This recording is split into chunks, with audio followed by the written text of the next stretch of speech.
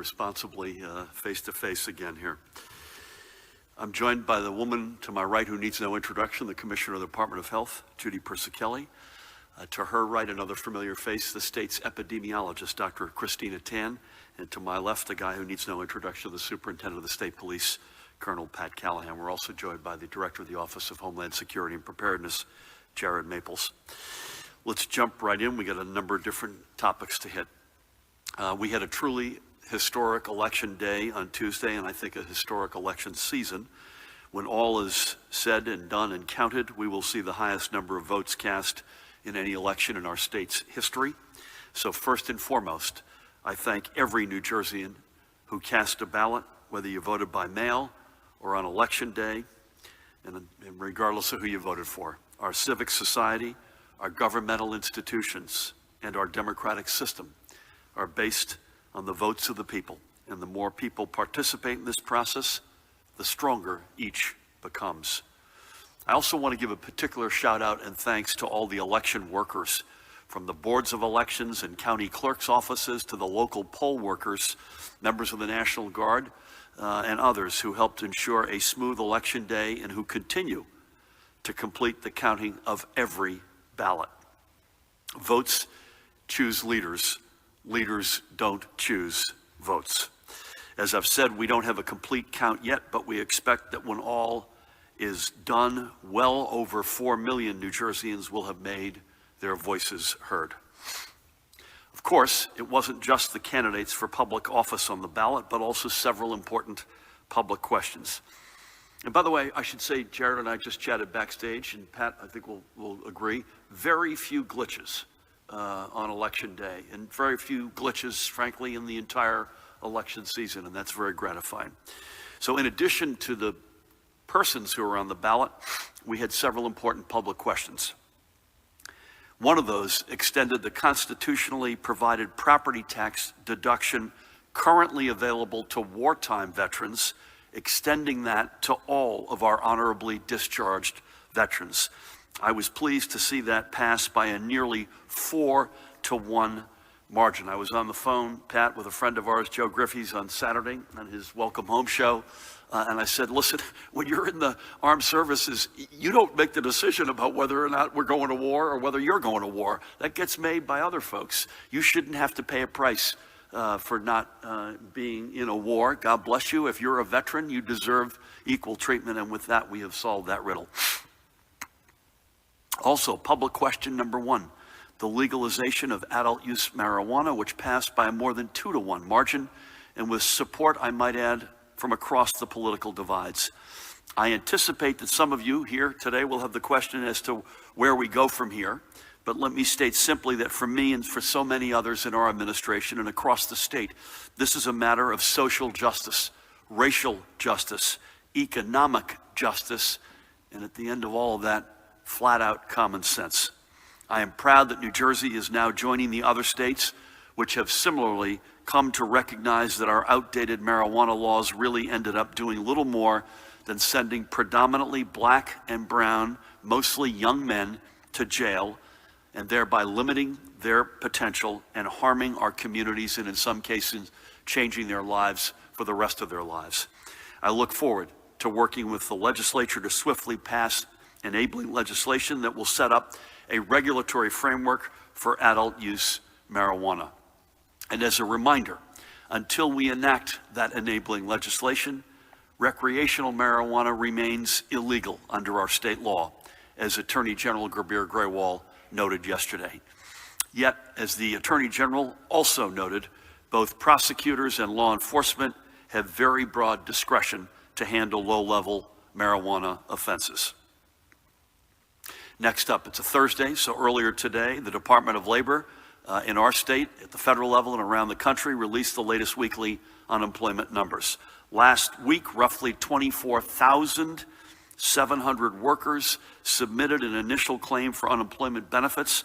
That's a decrease of more than 2,500 from the prior week and the third consecutive week of decline. Tell that to one of the people who file for unemployment insurance. That will give them little solace.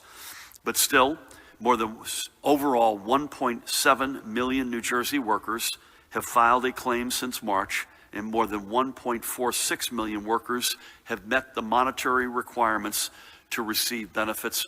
Boy, this is one huge glaring area, and please God, we don't wait till either this administration re-ups or a new federal administration comes in office. We need federal stimulus at many levels, especially for the folks who are unemployed. They deserve that continued bridge that works so effectively in the spring into the summer that has been taken away from them. All totaled, more than $18.4 billion has been released to our unemployed and underemployed workers. As always, I want to thank Commissioner Robasero Angelo and his team for all they have done and will continue to do in helping our working families receive their benefits. Also on the labor front, the executive order that I signed last week to provide mandatory health and safety standards to further protect all of New Jersey's workers during this pandemic takes effect today. In fact, it took effect, I believe, at 6 a.m. this morning. So I encourage all workers and all employers to visit our main website, covid19.nj.gov, and look for the /safe page to learn more about the order and what it means. Additionally, that page is being updated today with a link to report a workplace which is not in compliance with the executive order, and Mahan tells me that that is in fact up and running. So that was part of the executive order. We promised a link that you could go to and fill out a complaint if your employer was not following the obligations that are very clearly laid out in this executive order, whether it's providing masks, 6 feet minimum social distancing, breaks to wash your hands with soap and water, etc. Again, I want to thank everybody, the employers, the overwhelming amount of whom have been doing and continue to do the right thing, and our brothers and sisters in labor, especially the Protect NJ Workers Coalition, for their partnership. With that, Judy, I'm going to turn to the overnight numbers, if it's okay with you. We are reporting an additional 2,104 positive cases, bringing our cumulative total of cases since March 4th to 247,219.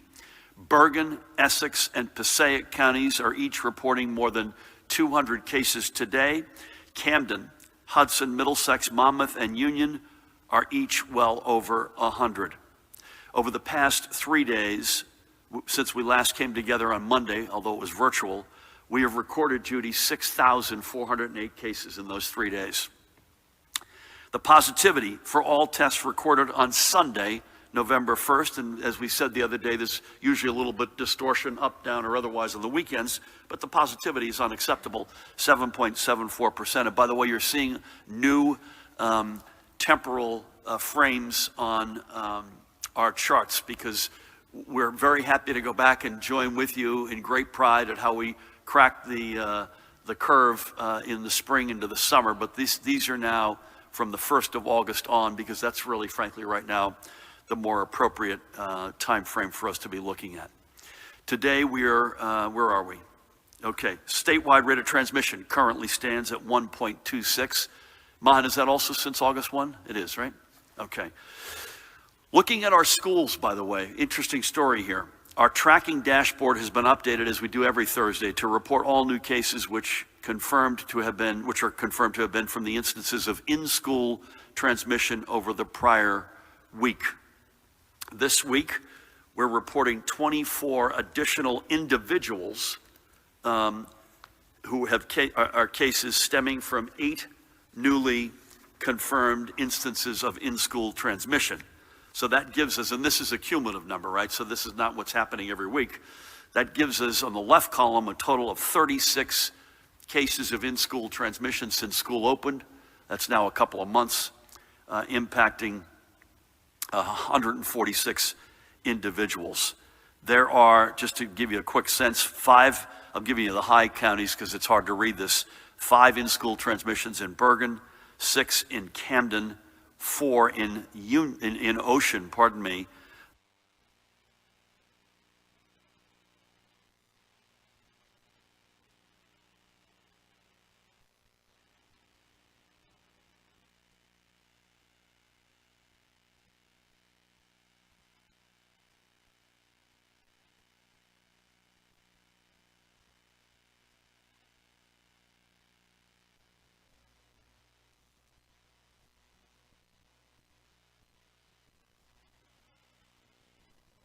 a couple of months, impacting 146 individuals.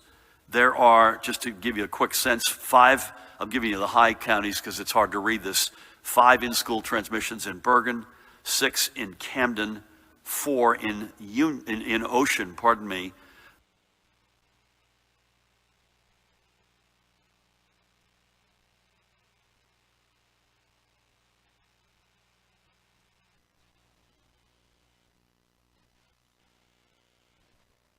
A couple of months, impacting 146 individuals. There are, just to give you a quick sense, 5, I'm giving you the high counties because it's hard to read this, 5 in-school transmissions in Bergen, 6 in Camden, 4 in Ocean, pardon me.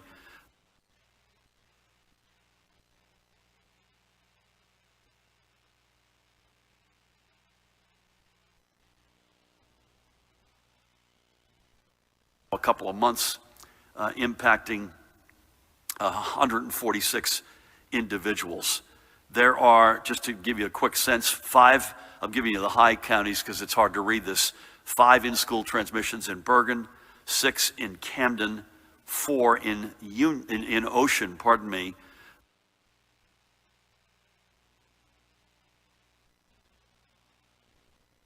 A couple of months, impacting 146 individuals. There are, just to give you a quick sense, 5, I'm giving you the high counties because it's hard to read this, 5 in-school transmissions in Bergen, 6 in Camden, 4 in Ocean, pardon me.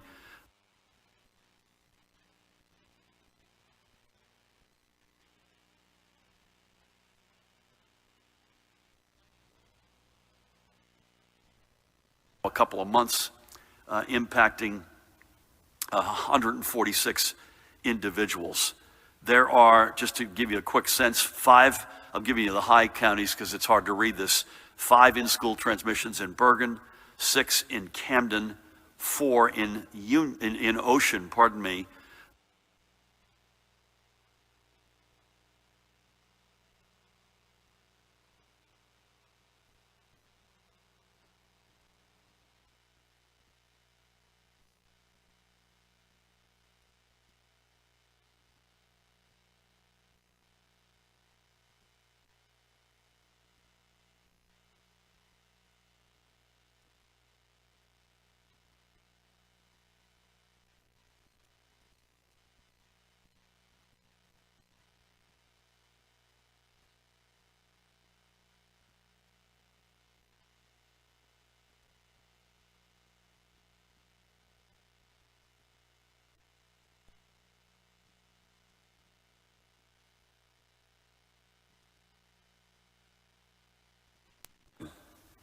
Next up, we recall Patterson. Look at that handsome guy. Patterson's Randolph Randy Stewart. He was 67 years old, too young, when COVID took him away from us. Born and raised in the Silk City, Randy was a trained water purification specialist who served with the 50th Armored Division of the New Jersey National Guard based out of Teaneck. He would later serve as an officer at the Passaic County Juvenile Detention Center before becoming Sergeant of Security for Passaic County Probation and Child Support Services. Randy was known for the kindness he showed and was noted for providing coloring books and snacks for the children he served as they waited with their parents. Randy leaves behind his daughter Bree, who lives in Miami, with whom I had the great honor of speaking earlier this week, and Randy's fiancée, Elsa. He's also survived by his brothers Ozzie, Victor, and Jerry, and their families, including 15 beloved nieces and nephews, and he leaves behind a great many friends. I would have said that he left behind his sister Olivia, but COVID took her in September, and I believe next Monday we will be honoring Olivia here. We thank Randy for his service, and may God bless him and watch over him and his family. And finally for today, we travel to Vineland in Cumberland County to remember the guy in the middle there, Frank Lorito. Born and raised in Vineland and a graduate of Vineland High, Frank served in the United States Navy during the Vietnam War. When he returned home, he embarked on a career in construction, working as a project manager for several general contractors. In his retirement, Frank returned to the water as a credentialed merchant mariner and boat captain for Cape May's iconic Tiny Cruise Line. Frank was also a volunteer firefighter, serving with the North Vineland Fire Company No. 3 for 30 years and with the New Jersey Forest Fire Service for over 5 decades. He might have been one of the guys, if this had happened a couple of decades ago, Pat, that we sent out to California.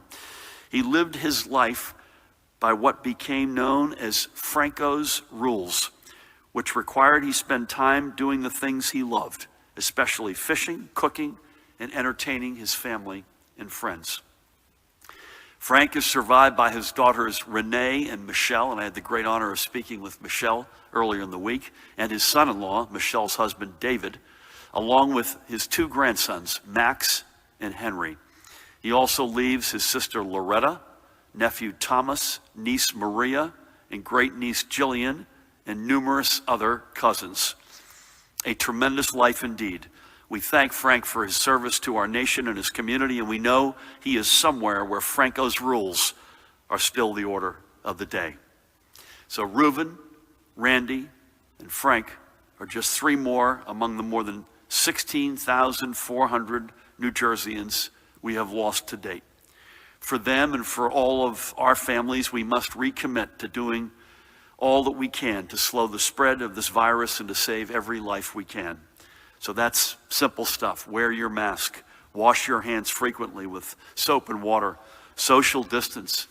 Take yourself off the field if you don't feel well or you've been exposed. Use common sense.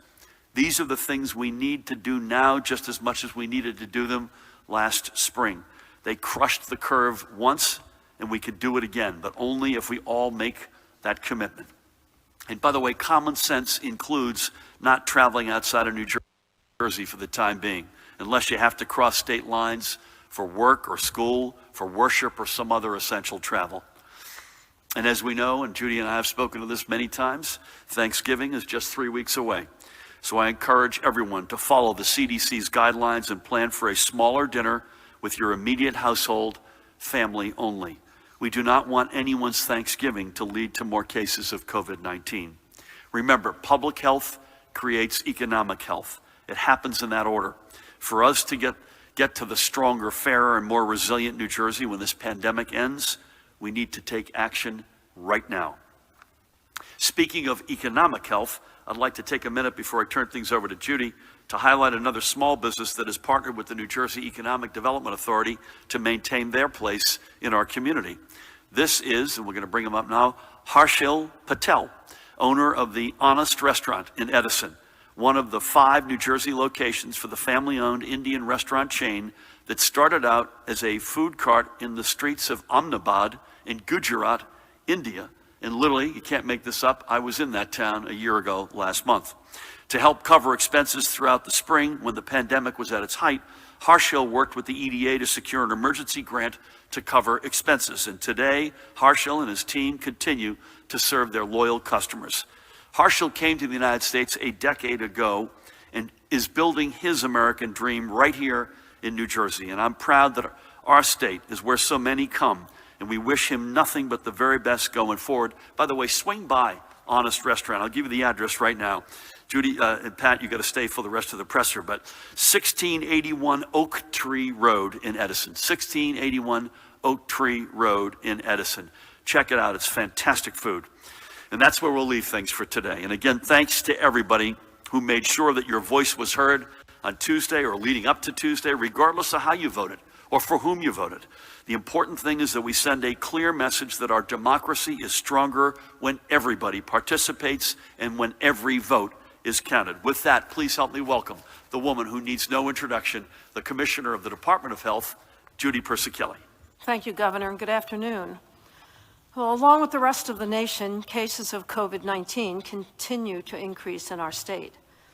The country reached an alarming milestone yesterday with more than 100,000 cases reported in one day, the highest since the epidemic began. Many states are also seeing record cases and severe strains in their hospital capacity. Top health leaders have cautioned that they expect the situation in the states to get worse as the weather gets colder and more people gather inside. As I've said before, this virus has not taken a break, and we cannot either. Pandemic fatigue is a real threat to containing COVID-19.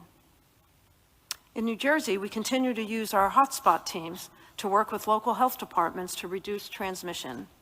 As you know, our hotspot teams have been working with local health officials in 9 counties, including Atlantic, Bergen, Essex, Gloucester, Hudson, Middlesex, Monmouth, Ocean, and Union, and 4 major cities, including Atlantic City, Elizabeth, Lakewood, and Newark, and several universities, including Rutgers University, Rowan University, and Monmouth University. Our hotspot teams monitor the situational reports to examine trends in new cases, testing, and other disease progression metrics. When a county shows increases in these metrics, we collaborate with that county for further investigation. During this investigation, the team looks at several metrics and indicators to get a more focused picture. We look at percent positivity and number of people tested within each municipality. We review cases by age groups, gender, and race and ethnicity. We talk to the local health departments and get detailed information on the cases and outbreaks reported from schools, sports teams, long-term care facilities, businesses, colleges and universities, faith-based organizations, and other settings. Using this information, we identify potential sources of the hotspot, geographically, industry, culturally, or otherwise. Once we identify a specific hotspot, we coordinate enhanced activities and deploy any resources needed in 4 key areas: testing, contact tracing, isolation and quarantine, and health, education, and community engagement. Last week, I outlined our efforts in Lakewood and progress in reducing the spread of COVID-19 there. We recently shifted our focus to the northeast part of the state, with several counties have emerged as new hotspots. In Essex County, for example, we've identified Newark as a hotspot. Their current 7-day average case rate is 40 cases per 100,000, and their percent positivity is 12.3%, which is the highest rate in Essex County. Similar to Lakewood, we are working with the Newark Department of Health and city officials to deploy rapid test kits and pop-up testing sites to increase the contact tracing workforce, including recruitment of bilingual contact tracers. We're identifying isolation and quarantine facilities for persons who are experiencing homelessness and individuals who are unable to isolate or quarantine at home. We're partnering with community groups and faith-based leaders to maximize testing among residents, and we're translating materials into Spanish and Portuguese. As New Jersey is experiencing increasing community spread, we have to be steadfast in practicing our precautionary measures to protect our health and the health of others. Even when we are with our loved ones and friends, we need to mask up, social distance, wash hands frequently, and use hand sanitizer to reduce the risk of transmission. While we are seeing cases related to activities such as sports or school or daycare and workplaces, the majority of our cases are not easily traced back to a single exposure and are likely related to routine gatherings in places such as your homes. As the state, we have been working together for more than 8 months to prevent the spread of COVID-19. We have adapted to new protocols, and we've all adapted to new ways of life. We must continue to practice our preventive measures. Get tested if you've been exposed. Cooperate with the contact tracers. And please download the COVID New Jersey Alert app. These are the tools we have available to us to contain the virus. They're the only tools we have right now, and we need everyone to take these steps to keep our state safe. Moving on to my daily report, as the governor shared, our hospitals are reporting increasing hospitalizations with a census of 1,224 of COVID-positive patients and persons under investigation. And 36%, 238 of those individuals are in critical care, and 36% of those critical care patients are on ventilators. Just short 7 weeks ago, that number on a 7-day rolling average was 420. Today it's 1,224. There's one new report of multisystem inflammatory syndrome in children. So there are now 61 total cases in our state. The children affected have either tested positive for COVID-19 or have antibody tests that were positive, suspecting a COVID-19 exposure. In New Jersey, thankfully, there are no deaths reported at this time. The children are between the ages of 1 and 18. The breakdown of race and ethnicity is white 20%, black 33%, Hispanic 36%, Asian 6%, and other 6%. The breakdown of our deaths by race and ethnicity overall are white 54.1%, black 18.1%, Hispanic 20.2%, Asian 5.5%, other 2%. At the state veterans homes, there is one additional positive resident in the Paramus home who has tested positive. All appropriate infection prevention strategies are in place. At our state psychiatric hospitals, 6 new cases have been identified at Ancora Hospital. And again, all appropriate infection prevention strategies are in place. As the governor shared, we have one of the highest percent positivities we've experienced in quite some time in our state as of November 1st of 7.74%. The northern part of the state is 8.71%, the central part of the state 7.32%, and the southern part of the state 6.47%. So that concludes my daily report. As always, stay safe, and remember, for each other and for all of us, please take the call and download the COVID Alert NJ app. Thank you. So, Judy, just to put a magnitude on this, 7 weeks ago, the number of hospitalizations versus today it's 3 times, almost exactly. Yeah. So it's pretty clear what we're in the midst of here, right? Thank you for everything. As always, thank you especially for pointing out the inequities across racial lines, especially. Can we assume, by the way, Judy, you or Tina, I haven't asked this in a long time, the number of child inflammatory syndrome cases is now up by 1 to 61. No fatalities. I'm knocking on wood, as I always do. The assumption, I think I've got, and I assume everyone has, is that these kids have gotten better over time. That there's not 61 kids today who are sick. That this is it rolls through these kids. Is that fair to say? Every child has a different course. We have to look at this as a very serious complication of COVID-19. Not everybody has an easy course, and we can't just lump them and say everybody does great. And if I can actually add that a similar phenomenon has been described among adults as well. So there's also the syndrome described in adults. Well said. I just want to make sure folks, each kid deals with this differently. Each adult does, to your point, Tina. But that we don't have, at any moment in time right now, we don't have 61 kids with the same level of concern. Judy, thank you. And Tina, thank you. Pat, great to have you as always. The weather is good, so that's one we don't have to, we can take off our list at least for today. Unseasonably warm and sunny for the next couple of days. Anything on compliance? Anything on the ranks of the troopers, which God willing will expand as we speak, and any other updates? Thank you. Thank you, Governor. Good afternoon. A brief executive order compliance report. On November 2nd, Chatham Township Police responded to a private residence. It was a large house party. The owner was cited for not only an EO violation, but also underage drinking summonses were issued. And to your point with regard to the bolstering the ranks of the state police, and thanks to you and your office, we'd had the 161st State Police class report Monday morning to Seagirt, 203 recruits. in a time when a lot of people question, why would you ever want to do that job? So it's inspiring to see young men and women that are still ready to come out and serve the citizens of New Jersey.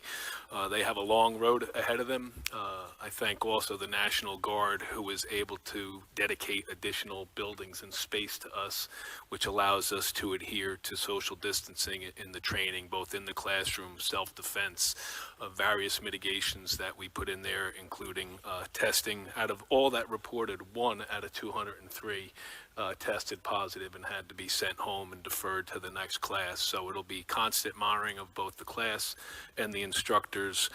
And to your point, Governor, I hope as many come across that stage and get their badge a few months from now. And so thank you for that. That's all I have. Fantastic. And by the way, a class of 203 with great, I think, record levels of diversity. I believe that's correct. That is correct. Yes. And that's been a big initiative, I know, for you and the Attorney General and your colleagues. So hats off to you. Congratulations to each and every one of them. May God watch out for them, and may they get through, as many of them get through as possible. And can't wait to be at the graduation when they come through.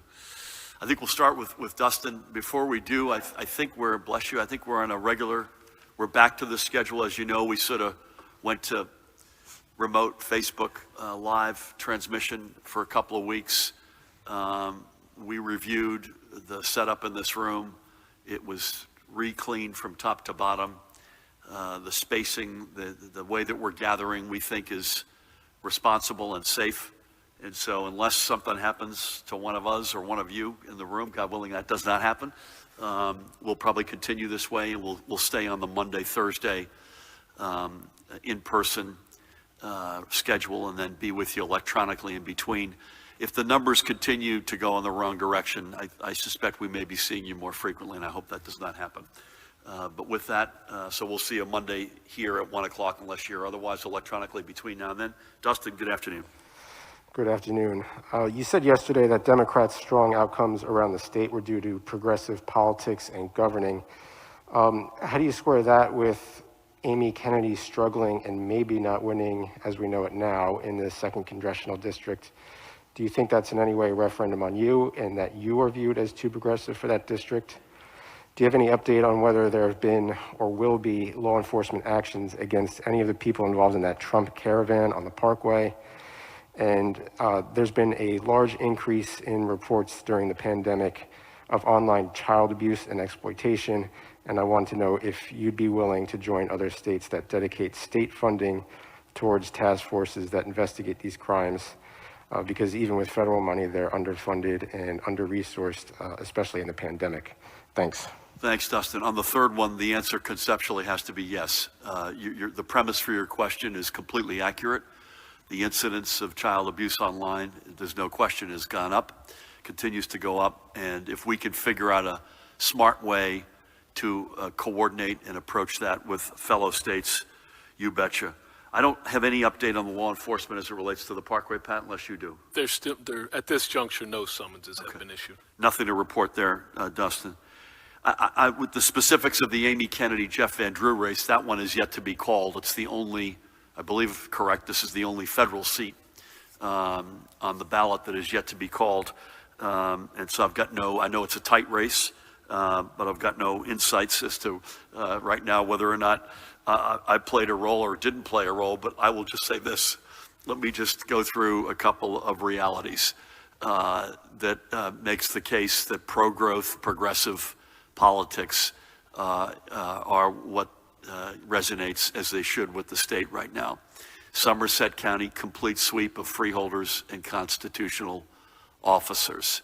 A very competitive race in LD 25, which has been historically a Republican. I'm not saying this to be partisan, this is the facts.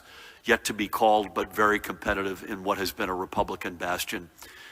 Very competitive freeholders in Morris County. Historic results in Hunterdon County, including at the community level in places like Flemington and Clinton.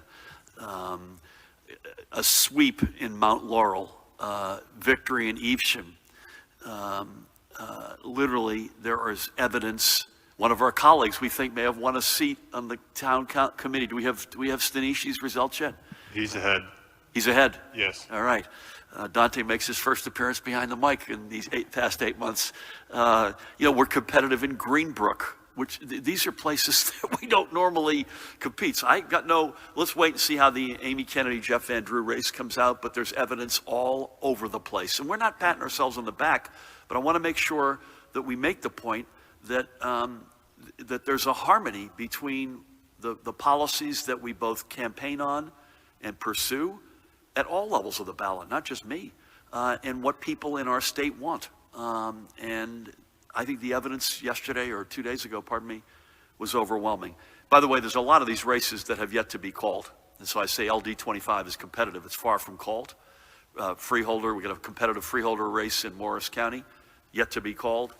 And that's par for the course, given the model that we had, mail-in ballots and provisionals. The provisionals, by the way, I want to make sure I say this accurately. I think I said it the opposite of this the other day. The provisionals can't get counted until we're past the date of when we allowed a properly postmarked mail-in ballot to have been received. So that means the election was on November 3rd. We gave that until November 10th for a ballot to come in that was postmarked by the 3rd. Provisionals then start counting on the 4th, because only then can you compare Pat Callahan did or didn't send a ballot in by mail, so we can count his provisional ballot. I think we have to finish counting on November 20, Paramount, and certify when? So we do have to finish counting by November 20th and certify by that date. I would just note that provisional ballots can begin being counted on November 11th after the November 10th deadline. Yep. If I didn't say that, I meant to say November 10th is your deadline, then you wake up on the 11th and start to count the provisionals. Yet that count has to stop on November 20th, and we have to certify the election on that date, and that ultimately feeds into the Electoral College. I'm not just saying this because it's convenient in places like Pennsylvania and Georgia and Nevada and Arizona, but just like those places, New Jersey's going to count every single ballot, and that's what we should be doing all around the country, and that's what we normally do. Colleen, is that you back there? Can we do Colleen and Matt? We'll come back down to you right after that. Hi, thanks, Governor. Hi. I have a few election questions. Do you have an update of the number of mail-in ballots received? You've been giving us that every day. I didn't know if you had one today. Do you know why the ballot tracker is not going to be updated until the 20th with the status of your ballot? It's just going to say received until then. A lot of people are questioning if, there is a problem and maybe the mail is not getting the cure letter to them on time. They might miss that opportunity. From election officials that we've talked to, who've talked about things that might be improved or, some things that were difficult, they said that if they'd had more time this year, they think they could have, maybe it could have been a smoother election. I'm wondering if you agree that we should have, set this up earlier, made the call earlier. And then finally, I know you said there were not a lot of glitches, but we have heard of a number. There were disabled people who said they couldn't vote on a machine. There were 3 polling locations in Newark that didn't open until after 7 o'clock. There was another one in Newark where the doors were kept locked, they said for security's sake, and so people had to bang on the doors, and often they said that no one heard them, so they couldn't get in. Were they trying to get out or get in? I think they were trying to get in to vote. So especially when you look at a place like Newark where you have social justice concerns, I know that the counties run elections, but is this something that the state might look to investigate? And how do you prevent things like this from happening in the future? Yep. Thank you. Okay, so the mail-in ballot, Mahan will correct me if I'm wrong, has passed 4 million. So it's over 4 million. We'll come back to you. Mahan will give you the exact number. I don't have a good answer on the tracker not being updated until November 20. Paramel, do you have an answer to that? If not, we'll come back to you, Colleen, with it. We'll come back to you on that one. Yeah, bear with us on that. So hang in there. More time. I'll tell you, there's one fix to my way of thinking that addresses both, and there are always glitches, and the Newark situation got cured. I know there were lines in Hudson County. They got cured by 10 or 11 in the morning.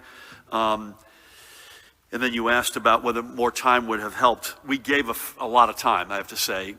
I admit to you, because we were at the height of the pandemic, we gave less time for the primary. but we deliberately made a call, I believe in early to mid-August, to give county clerks a fairly long runway. And I'll acknowledge that I've heard the same stories about the early morning challenges in Newark, and as I mentioned, there were lines, I know, in Hudson County. Here's what my fix, we're gonna review all this, we'll do a postmortem, as we did with the primary.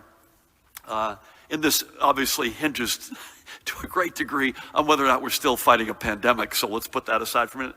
The one thing that I want that would address a lot of this, and it requires some amount of investment, is early in-person voting. So the mail piece looks like it worked really well. The day of looks like it worked really well. But I'd like to see us get in-person early voting, make the investments in the electronic roll books, and allow folks to vote by machine when they're voting in person, either early or on election day. Again, still have a mail component, which worked really well, but adding that with the investment that goes with it, I think would, our hope is, and it has been since day one, is to open up democracy. Folks who are on parole or probation having the right to vote. 17-year-olds at the time of the primary, as long as they turn 18 by the general election, allowing them to vote in the primary is something that we've done. Online registration, where we had a huge success this year.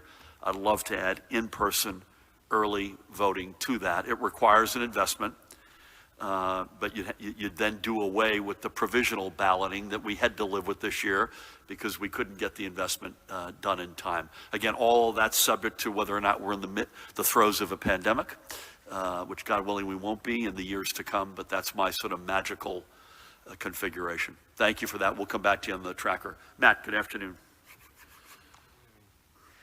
Governor, for people who didn't certify for the $300 benefit and will be able to do it in the second round, do you know when the second round will be open and when people could see money deposited into their accounts? On COVID, what have you, when half of the counties in the state reporting more than 100 cases, when does the hotspot approach become more of a statewide hotspot problem? And the current rolling average of new cases is up 26% from a week ago and 230% from the average a month ago. So it's about the same where it was in early May when we were on the downslope of the first wave, and we still had a lot of these restrictions in place. So how close are you to ordering new restrictions based on this based on the increase in cases and hospitalizations, and if not, why, given the trend? And quickly from Dan Munoz, what's as soon as someone could go into a shop and buy legal cannabis? We're hearing it could be upwards of a year. And you mentioned the AG's reminder in your remarks that he sent out yesterday. Given the social justice piece that you've advocated heavily on and the fact that voters have already spoken, are you okay with him saying that? Will you call on him to put out a directive in your capacity of what you can do to stop prosecutions and arrests? Matt, on the $300 benefit, I don't have a crisp answer for you. Mahan, can we get to Rob Sarangelo and get to Matt on that?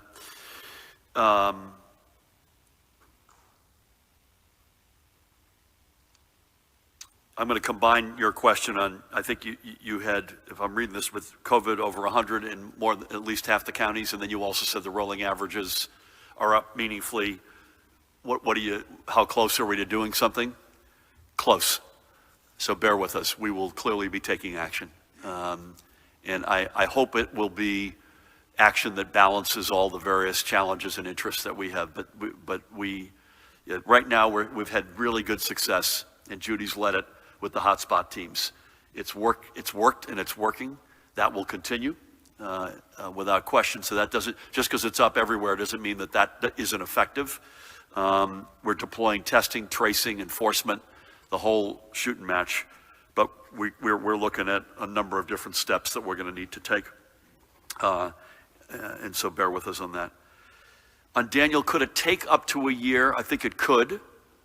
The medical establishments would like to be able to expand their operation sooner than that, and that's something that I know, this is all pending legislation that's being worked on, and establishing the commission and beginning to name commissioners and executive directors, and that all of that will begin to happen at least sooner than later.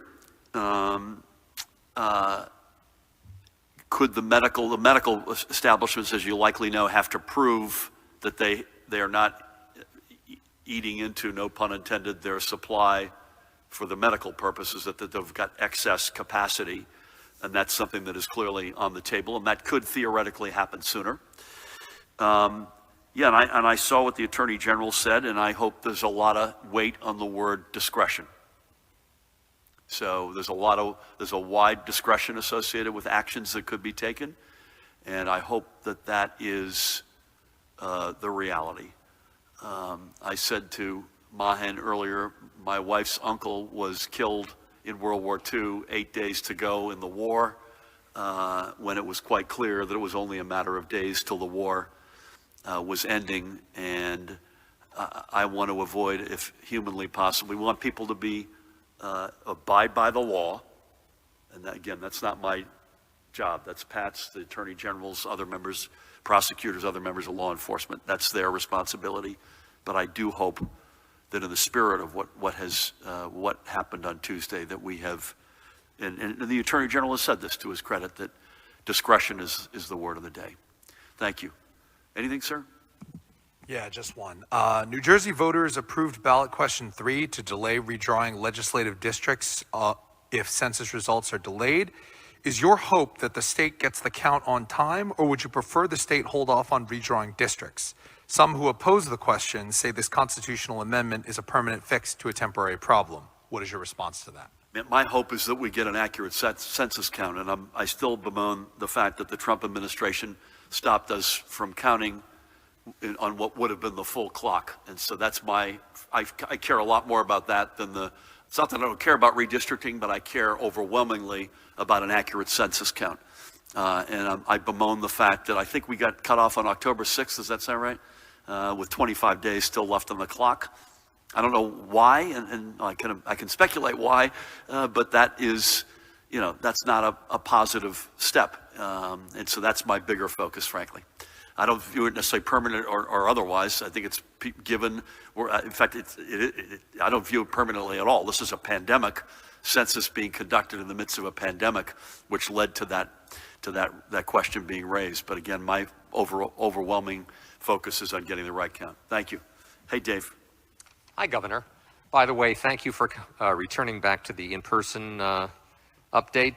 Judy, you look great today. You look good in the virtual, but you look great today. So. Pat and I will just mail it in today. No, you guys look good too. Governor, you had announced It's a shame you were just saying that, Dave. I just want the record.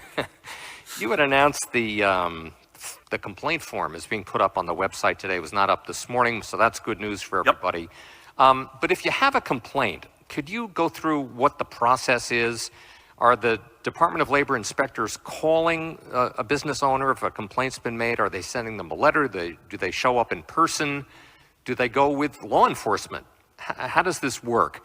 And if the inspectors do go in person, do they have the right legally to enter a workplace location without a search warrant? In other words, what happens if they show up and the owner of the business says, yeah, thanks, you can't come in? Some initial questions were raised about the mail-in voting, but overall, I think the system really worked quite well. A lot of people said that. You'd mentioned we're expecting more than 4 million mail-in ballots when all is said and done. In fact, it's already over 4. Okay. Yep. Do you think that the mail-in voting system could be used primarily next year? Do you like it? Is it the wave of the future? I know you had mentioned early in-person voting as well, but moving forward, what would have to happen? Would the legislature have to take action to make this our primary voting system? Because it seemed to work quite well overall.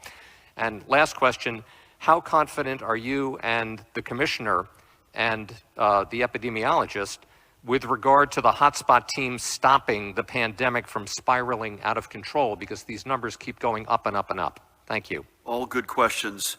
I don't have a specific answer on you're right, it was not up this morning. It is now up. So it's covid19.nj.gov/safe. And I'd like to come back to you and answer your first question, Dave. We'll get Mahan to come to you in terms of how the Department of Labor actually, how they follow up. I suspect, without knowing the answer, I suspect it is consistent with any complaint they would have received about a workplace condition. This is now a very specific element of that workplace condition, which we haven't been dealing with before. And by the way, most industries and most employers, to their credit, have been doing the right thing. As usual, most folks do the right thing, and you just got to bring a few more of them along who are acting in a non-compliant way. I think you're absolutely right. The mail-in process was a big success. Having said that, I'd like it to be my perfect world. And again, bear with us while we do a complete and thorough post-mortem. I kind of addressed this already to Colleen's question, but I do want to reiterate it. I personally want to get back to machine voting, but we need an investment in an electronic poll book, is what folks call it colloquially, that would allow us to have side-by-side mail-in ballots, in-person early voting, and same-day, election day voting. That does require legislation. It does require an investment. I don't have a crisp number for you. I think it's plus or minus in the $20 to $30 million range, but it's a one-time investment.